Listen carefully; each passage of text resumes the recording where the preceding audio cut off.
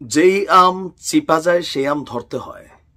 আপনি শত্রুতা তৈরি করবেন একটা দেশের সাথে, দেশের জনগণকে খুশি করার জন্য কথা বলবেন, তারপর যখন ওই দেশকে বিগড়ে দিবেন তারা আমাদেরকে মারা শুরু করবে, আর তখন আপনি এসে বলবেন যে ভাই এটা এখন আর সম্ভব না, আমরা অন্য লাইনে এটা চেষ্টা করতে হবে। ডক্টর মোহাম্মদ ইউনূস ক্ষমতায় আসার পর অ্যাজ এ ইন্টারন্যাশনাল প্লেয়ার তিনি একটা জিনিস ভালো বোঝেন, জনগণ কি শুনতে চায়, আর তিনি ওই কাজগুলাই খুব বেশি করছেন। ভারতের সাথে যে পাঙ্গাতে জড়িত হয়েছি, আপনি দেখেন আজকের দিনে এসে যখন ভারতের চোখে চোখ রেখে আমাদের কথা বলার দরকার, রাষ্ট্র টু রাষ্ট্র, ওই রাজু ভাস্কর যে বসে সার্জিস কি বলল, হাসনাত কি বলল, আর আমাদের কয়েকজন ইনফ্লুয়েন্সার কি বলল, ডাজন্ট ফ্যাক্ট।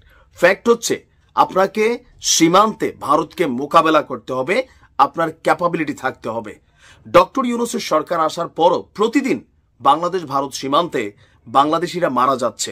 এভারেজের সংখ্যাটা কম না, কিন্তু এই যে ইদানিং যে সময়টার মধ্যে পুশিন ইস্যুটা আসলো, আমরা তীব্র প্রতিবাদ জানাচ্ছি। ভারত প্রতিদিন 10 জন 20 জন 50 জন যখন যেটা মন চাচ্ছে এই পরিমাণ মানুষ বাংলাদেশে তারা পুশিন করছে। সরকারের পদক্ষেপ কি? আসুন দেখি ভারতের কাছে কিভাবে হার মেনেছে ডক্টর মোহাম্মদ ইউনূসের এই সরকার। আমরা মনে করি এটা কোনোভাবেই আমাদের পররাষ্ট্র উপদেষ্টার এই বক্তব্যটা আমরা নিন্দা জানাই। প্রবাসীদেরকে নিয়েও একটা বক্তব্য একটু আগে দিচ্ছেন, ওনার ওই বক্তব্যেরও নিন্দা জানাই যে বাঙালির কারণে কি বিদেশে আমাদের ভিসা বন্ধ হচ্ছে। এখন আসেন, ভারত থেকে জোর করে বাংলাদেশে পুশিন করা হচ্ছে, এটার সমাধান কি? তোনার বক্তব্য এটা ঠেকানো সম্ভব না, তাইলে খুইলা দেন, আমাদের বিজিবি রেখা লাভ কি? আপনারা সরকারে বসে থাকা মানে কাজটা কি? ওনার বক্তব্য এটি বন্ধ করতে ভারত সরকারকে আজ বা আগামীকাল আরেকটি চিঠি দেবে বাংলাদেশ, যে ডক্টর ইউনূস চিঠি পাঠাইছে, মোদি একদম পাগল হয়ে চুম্মা চুম্মা দিয়া এই চিঠি পড়বে নাকি? নাকি পররাষ্ট্র উপদেষ্টা চিঠি পাঠাইছে, ভারতের পররাষ্ট্র মন্ত্রণালয়ে জয়শঙ্কর চুম্মা চুম্মা দিয়া পড়বে? কোনটা? আমরা বুঝতে চাচ্ছি বিষয়টা। চিঠি দিয়া সীমান্তে পুশিন ঠেকাবেন ভারত করবে? আপনার নমুনা মনে হচ্ছে ভারতের সাথে ওই সুসম্পর্ক রাখছেন? পররাষ্ট্র উপদেষ্টার বক্তব্য আজকে যে এর আগে চিঠিতে দিল্লিকে বলা হয়েছিল তারা যেন সঠিক পদ্ধতি অনুযায়ী পাঠায়, তা আপনার কথা শুনছে? তারা কিছু ক্ষেত্রে বলেছে যে এই ক্ষেত্রে কিছু জট আছে, তোমরা সেগুলো ঠিকমতো করছো না।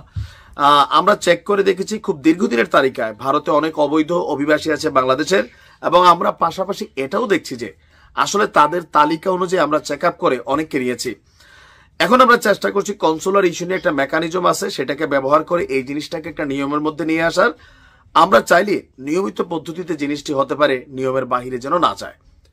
তো সীমান্ত হত্যা নিয়ে, তো সীমান্ত হত্যার বিষয়ে আমরা প্রতিবাদ করছি, নমনীয়তার কোনো সুযোগ নেই, শক্ত ভাষায় প্রতিবাদ চলবে, আর প্রতিবাদের মাঝখান দিয়ে ভারত আমাদেরকে মারা দেবে। আওয়ামী লীগ ক্ষমতায় থাকতে আমরা বরাবরই বলতাম যে আওয়ামী লীগ ভারতের দোসর, তারা কোনো কিছু বলে না। বলা হয় যে বাঙালিরা কেন ওই দেশে গিয়ে ব্ল্যাক মার্কেটে মালামাল কিনতে যায়, বেচতে যায়। আপনি পরিবর্তন কি দেখছেন?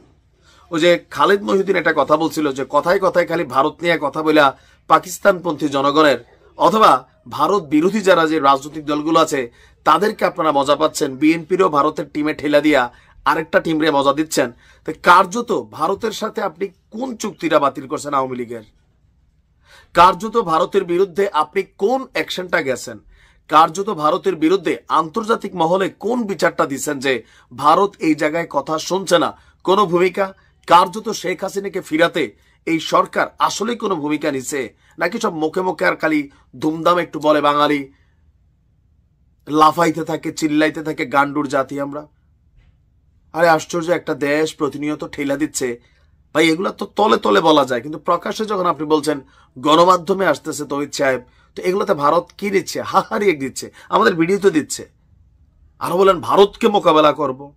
3 মিনিট টিকবেন, 3 মিনিট ভারতের সাথে যুদ্ধ লাগলে একটা অস্থিরতা লাগাই দিয়া আপনারা নাই হয়ে যাবেন প্রত্যেকেই, বাংলাদেশের 12টা বাজবে। এই সংস্কার খেলা বন্ধ করে নির্বাচনের দিকে গিয়া রাজনৈতিক সরকারের হাতে ক্ষমতা হস্তান্তর করেন। এবার সবাই নির্বাচনে আসুক, এনসিপি আসুক, সবাই আসুক, জনগণ যারা ভোট দেয় সরকার গঠন করবে।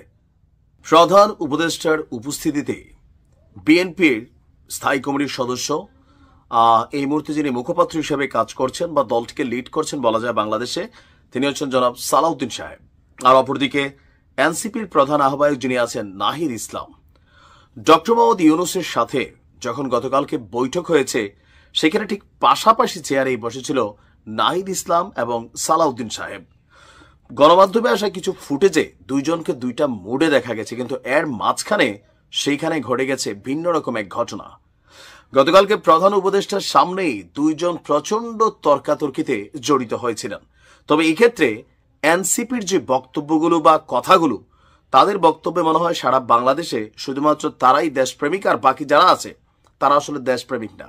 আমি মনে করি যে নাহিদের কথাটার মধ্যে ভেজাল আছে। কেন? সালাউদ্দিন সাহেব এবং নাহিদের মধ্যে তর্কাতর্কির ইস্যুটা ছিল নির্বাচন। এই নির্বাচন ইস্যুতে নাহিদ এক পর্যায়ে একটা অধ্যত্বপূর্ণ কথাই বলেছে যে যারা এই মুহূর্তে নির্বাচন চাইবে সংস্কার শেষ করার আগে, তারা ভারতের সুরে কথা বলছে। এই কথাটার রাজনৈতিক ওজন এটা কিন্তু অনেক, যে বাংলাদেশের দল ভারতের কথা অনুযায়ী চলে। বিএনপি মানে বিএনপিকে ভারত যা বলে এই মুহূর্তে বিএনপি গোলামের মতন ঠিক ওই জিনিসগুলোই ফলো করছে, যেমনটা আওয়ামী লীগ করত। নাহিদের কথায় কিন্তু এই জিনিসটা এভাবে আসছে। প্রত্যুত্তরে জনাব সালাউদ্দিন আহমেদ তিনি আবার বলছেন যারা এই মুহূর্তে নির্বাচন চাচ্ছে না তারা কি যুক্তরাষ্ট্র এবং চীনের সুরে কথা বলছে? কারণ ডক্টর মোহাম্মদ ইউনূসের ব্যাকআপ হিসেবে অনেকে ভাবছে যে এই মুহূর্তে মার্কিন যুক্তরাষ্ট্র কাজ করছে। বৈঠকটি হওয়ার কথা ছিল সংস্কার ইস্যুতে, কিন্তু সেখানে আভ্যন্তরীণ সূত্রগুলো বলছে যে সংস্কারের তুলনায় নির্বাচন নিয়ে দুই পক্ষ সেখানে বাদানুবাদে জড়িত হয়। আমি এই একটা জিনিস আজকাল বুঝি না যে ট্যাগিং এর রাজনীতি নিয়ে শেখ হাসিনার যে বদনাম ছিল এটার পুরাটাই এনসিপি দায়িত্ব নিছে তারা কাটাই দিবে। কেন? কথায় কথায় ভারতের দালাল, কথায় কথায় ফেসিস্টের দোসর, মানে এদের মন মতো না হইলেই এরা যারে তারে ফেসিস্টের দোসর এবং কি ভারতের দালাল হিসাবে চিহ্নিত করে।